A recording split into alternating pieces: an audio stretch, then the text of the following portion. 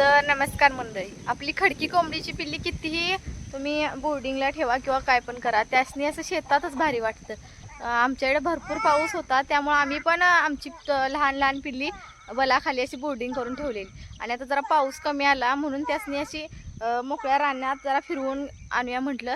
आणि आता इथं सोडल्यात बघा, चला आता दाखवते ती कशी अशी मन सोक्त मोकळ्या रानात फिरून किडं खायला लागल्यात बघा। किडं खायचा आनंद असे घ्यायला लागले। अशी कीड लागते आपल्या खडकी कोंबडीला आणि त्याशिवाय आपली खडकी कोंबडी मोठी होत नाही। आणि आज पहिल्यांदा त्यासने आणल्या, अजून माहित नाही, आम्ही द्यायलाच नव्हतं पाऊस असल्यामुळं। पावसात जरा भिजवून म्हणजे गारटतात म्हणून आणायच नव्हती बाहेर। आज पहिल्यांदा आणल्यात, तरी पण बघा किड्यांवर तावशी मारायला लागल्यात। टाकसपर्यंत पळवापळवी चालू आहे। आणि हेच आपल्या खडकी कोंबडीचं वैशिष्ट्य आहे,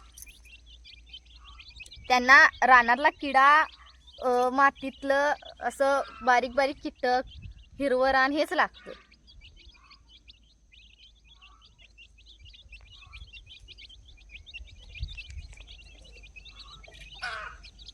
मज्जा, खेळण्याचा पण आनंद घ्यायला। एकान किडा पकडला की त्याच्या पाठीमागे धावणार सगळी।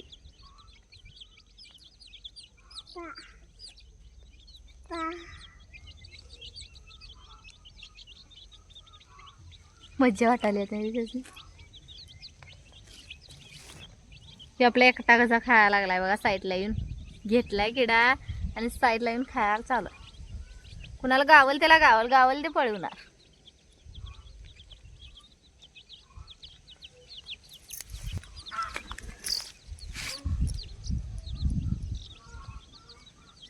कसलं गावा लागले नाही तिथं।